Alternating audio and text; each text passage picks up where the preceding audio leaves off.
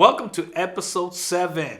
With us today is assistant professor in counseling and career center coordinator, Courtney Carter. Courtney, how you doing today, sir? Hey, doing good? Pleasure being here with you, Oh, sir, and getting ready to have a great interview with you. Yes. I think it's important for us to try to meet as many individuals at Riverside City College that can influence our lives, and in this case, the time we have to transfer, nowhere to go, nowhere to ask questions, in addition to counseling. So I have a couple questions today, okay? And I think these questions are important just not for us, but for our audience as well. So the first question I have for you today is, who is Courtney Carter outside of Riverside City College as a man, as a father, husband, and son? So can you expand on those kind of things in your life? You starting deep. Yeah. You starting deep, man. I love the question. For me to answer that, I think I have to think about some of the life lessons that I've worked through and I've had to learn here. And two things that pop out to me as I think about how I engage with my life outside of work and all of those aspects that are very important to me is, one, to be present, is two, to be engaging, right? Engaging with who I'm with. And in all of those roles, as a husband, as a father, as a son, as a brother, as a man, right? To fully engage in all of those things is one of the important things that I've learned thus far in life. And that's not only important to me, but it's important to the people that I engage with. Correct. Right, and that I'm here on this earth with.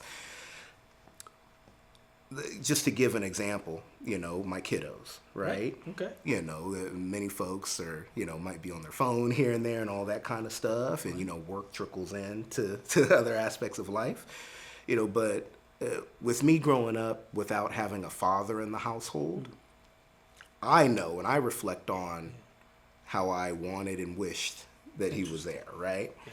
And with my kids, I don't want them feeling that at all. Yeah, honestly, I want them to feel like, hey, man, this guy's always here, right? Right. And that's where I want to be. That's the engagement. That's what I want them to feel as they're growing up. Their father was around. He was present with me.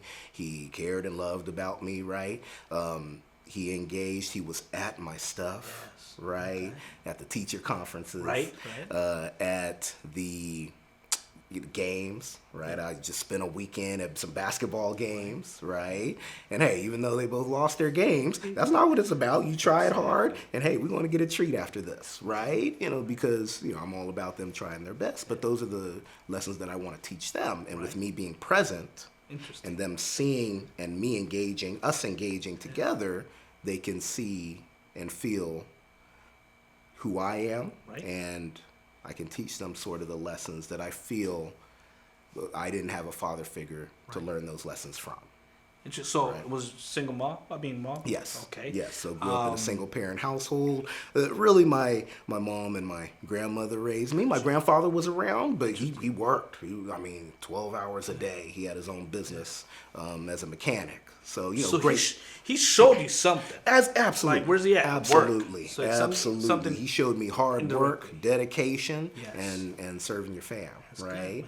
Good, but a lot of my sort of day-to-day life lessons, right, and seeing the world was through the lens of strong black women in my life. Interesting. Right. Yeah. So I heard you talk about son, father, man. The husband, though, man. Let's Can't forget about her. I want to dive into that a little bit because yeah. I think with our children it's a little bit easier because it's that unconditional love where you have to love your children. They're your children. But in a marriage, though, trying to go to college, trying to better yourself, right, economically, is how did your relationship with your spouse has been through your journey in higher education? So can you kind of dive into that a little bit? How's that dynamic relationship? Yeah. the same sort of descriptive words apply, right? You know, being present with her and being engaging with her too, right? Going through this journey together isn't easy, right? Isn't easy. You know, you're with someone who, to all extents and purposes, is different from you, right? Have their own personality, and coming into the relationship, we have our own sort of ways of going through life and all of that kind of stuff, right? Her and I come from different places, but I think the way we're able to bring it together is a beautiful thing. And especially with how we raise our kids, what we see as, very important within the day-to-day lives of our household. Those things are a strong, indicate a strong partnership. And as far as the engagement between us, right? I love us going into conversations and coming to solutions that are very important to the goals of our family, right? Good.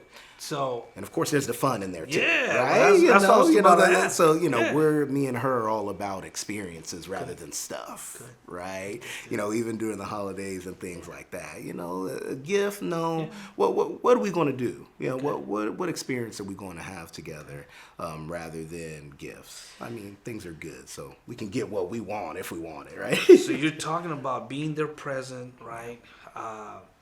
Let me ask you, this is just a pop because it just came to my mind. Throw it at me. The moment you decided you want to engage, go buy the ring. Oh. I mean, let's be honest, right? We were not, I say we. Yeah. We were not making lots of money. Oh, no. But we were willing to say, I want to marry this person. Yeah. Can you please just share that experience where you're probably at the ring store going, how much is that? And how much? I mean, was that how it kind of went for you?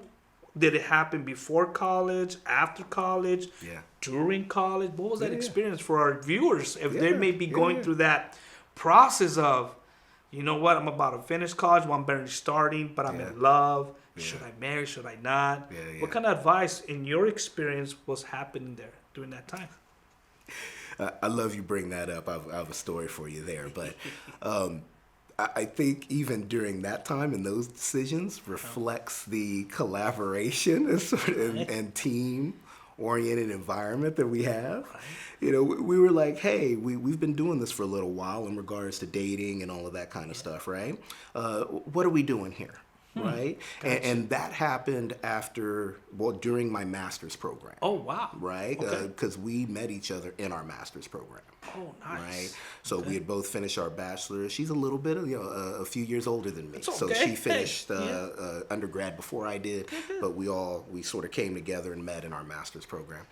We were dating for a couple of years, and at some points we had conversations of what are we doing? Are we doing this or not? I like that. What are we doing? I like that. And then we were like, this is good stuff, right? I think we've got something really good going here, and I see us, in doing the long term.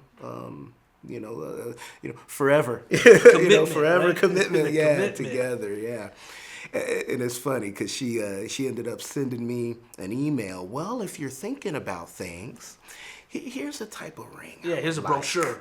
Here's the type of ring I would like. Right. So honestly, I think that reflects the communication we had. Here's the type of thing I'd be looking at. And I'm like, oh, all right. See, one, this communication. Yes. Two, I'm not making a guess on what you would like or anything. So I'm all about this, right? I'm all about this. And next thing you know, I was going through the process of getting the ring and all that. There wasn't too much pressure there. Okay. But the ask. That was the... Oh man, I never felt my heart beat so strong. I thought you were going to say your knees, but your heart. No. The knee got down there fine, but when it was that moment, I remember my heart was beating. Yeah. Yes, like no joke. Hey, I know, I understand. Yes. I'm like, oh, it's here.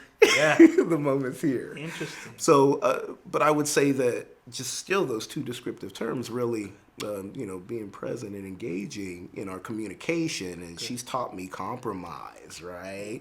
She's taught me a deeper level of collaboration, and all of that I think has been very important to our growth together. So it's interesting how you say that she graduated first from undergrad and all of that. Now, when did you know college was an option for you?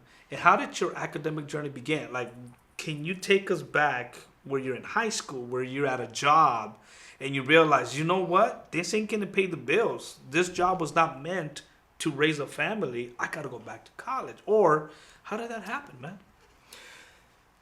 I think I came up a little different in some ways. Okay. And what I mean by that is the trajectory of college was always at play for me. And what I mean by that is I remember in elementary school. I remember I did well on some sort of test or something in elementary school. And I came home with, I think it was called the President's Award or something like that. Something that Bill Clinton was giving out back in the day, right? Oh, Courtney Carter got a President's Award in elementary school. And I brought this home and just everyone's ecstatic. Oh, Courtney got this award in elementary school, which is quite funny, right? Yeah. But the family was quite exciting. And from then on, Courtney's going to college. And it was just a repeating sort of mindset within my family. Oh, don't worry about Courtney. He's going to college. He's going to college. I remember I was actually out in the back trying to help my grandfather with, like I mentioned, he was a mechanic, trying to help him with stuff outside. And I was having the toughest time. Like, get me the Phillips screwdriver, the screwdriver. I'm like, which one? Like, all that kind of stuff. Like, go get me this nail versus that nail. I didn't know what he was talking about. He was like, go back to the house with your grandmother. You gonna go to college. College, wow. So he set you up. Hey, you don't need to be here. Yeah. Go in the house. You go into college, right? So I definitely not the best with my hands with that type of stuff. But I say all that just to emphasize how it was ingrained in me from then. And then I was able, lucky enough to be able to go to college, go into a 4-year right after high school. So if you don't mind, 4-year right out of high school? Mm-hmm. Right out of high school. Wow. Yeah, right out of high school, I went to the 4-year, and I struggled. I struggled though. Those 4 years don't play around. And I went to the University of Redlands for my undergraduate bachelor's degree, as well as my master's, and I'm doing my doctorate right now. But I've gotten all, and I plan to get all of my degrees from there. You will. In University of Redlands is a small private college. So, it created an environment where I could step out of my comfort zone and, really sort of find myself within that community. But I ended up going directly to that 4-year and struggled right at the beginning. Actually, not right, a year and a half of struggle, to be honest with you. It's a different environment, right? The college environment is different. Whether it's 4-year or community college, it's different. That's what I was gonna say. And a lot of the students of color, it's a foreign environment that we're not necessarily used to. And I had to learn the ways of those environments in order to navigate it and find the supports I needed. And finally, I came into my groove probably around my 3rd year. Wow. To be honest with you. Okay. That's when I found a major I was actually passionate about. That's why I'm like, okay, here's how it works here. And I knew the right people to go to. And that's where I really learned who matters too. So when you were at University of Redlands, did you go to counseling too? Like, did you go to your counselors at Redlands and say, hey, I'm still kind of trying to figure this out. Can you help me? They had faculty advisors that you had to meet with before you could register. So that's how they work there. Yeah, you had to meet with them before you register. So they had faculty advisors, and they had other student supports like the Academic Success Office and all of that had supports to help you. Like I went to the Career Center there. I remember, and actually the person who helped me back then is a mentor today. Wow. I actually worked for her after my undergraduate for some time. Good. So definitely had some struggles in my early time, but overcame those because of a lot of the supports I was able to find and utilizing them. That's interesting because a lot of the people we have interviewed have community college experience, or then they just, community college was the next thing. And it's interesting to me that I have this opportunity to interview you, that you went to a 4-year school, and not just a 4-year school, but a private school. So if you're thinking of that, maybe your option as well in the future, we got a great example here that, hey, he did it. Why can't you do it, right? So with all college and getting in relationships and family, who would you say is the greatest influence in your life? Like, who would you put up there and say, you know, this person really, really impacted my life and made great things for me? So, who would that be? You gonna make me get in trouble. Pick one person. Yeah. You're gonna make me get in trouble. I've had some great folks. Okay. Some great support to help. I couldn't get here on my own. Right. It was. I guess if I were to narrow it down. Narrow it down. Right. Well, how about this? Make it easier. Top two. Okay. Is that our top two? Would that make And I won't expand on both, but Right. I'd really say my grandmother and my mom. Wow. Right, two mom. strong black women in my life that helped me get to this point. Okay. And particularly, I would say my grandmother helped me with that engagement piece and really wanting me to experience life. Ooh, I like that. I remember right before I started my undergraduate, she had me out, helping her with some gardening and cleaning up the outside of the house. Yeah. And we had an awesome discussion. And sadly, this was, probably 4 months before she passed. Okay. But this conversation I had with her will always stay with me. Okay. I remember asking her, what do you wish you had done that you haven't been able to do, right? I was able to be very open with my grandmother. We had that relationship, and some adults you don't feel like you can go there, right? Yeah. But with her, I felt I could. And she said, you know what? I wish I would have traveled more, seen the world, and done things that I thought I couldn't. Okay. Right? And I was like, what do you mean? Like, well, she wanted to go and see Europe, she wanted to go see Africa. She wanted to go see and meet even more people, but she had children young, and, just a way of sort of her background was, you stayed in the household, right? And all that kind of stuff, just given that culture of where she came from. So, she looked at me and told me, live your life, meet people, see things. Push yourself, and everything will be okay. That's good. And I remember her saying that. And so all of that I really sum up to being engaging. And that was very important to me, that discussion, because when I felt I started anew in the college environment, because it was away from my hometown and all that, you can really start over, right? And create this community. And so when I did that, when I went into the college environment, hugely, it was very different from my high school days, my undergrad, my middle school days, and so on and so forth, because I just tackled how I worked with people and interacted with people differently because of really that discussion. So we got grandma. Mm-hmm. Are we leaving it at grandma? Or are we gonna tag no, we said mom. We said mom. Right. We said mom as well. She grinded. Man, she grinded, and what I mean by that is, she worked to take care of my sister and I, in collaboration with my grandparents. She put in a lot of time and did everything she could to take care of us. And, that always sent positive messages to me, like, hey, you put the effort out there and good things can come, right? So, the combination of those lessons, I would say, really projects me to, fast forwards me to now, to have the great opportunity to be a counselor here at RCC. Right. Well, I love that. Now that you're saying that, what was the highest hurdle that you had to overcome?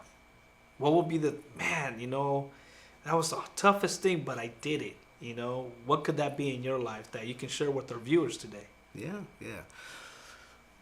There's a few things there as well. I honestly, and just to be real with you and the audience, I would have to say some of the loss I've had to overcome. Wow. And what I mean by that is, I lost my father when I was 13. Even though he wasn't around a lot, it was sadly at a point where he was getting to be around a lot. Gotcha. And I was actually, even though I was nervous about it, looking forward to having him around in my life. And, I lost him too soon when I was younger. And that had, loss can have an impact on folks, especially as a young man, Yes. right? Yes.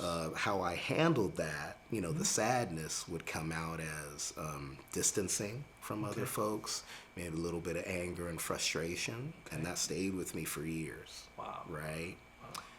And then, when I lost my grandmother right before college, so we're saying, about 5 years later, right? Wow. That impacted me differently. Because of that conversation I had with her and what she wanted from me, right?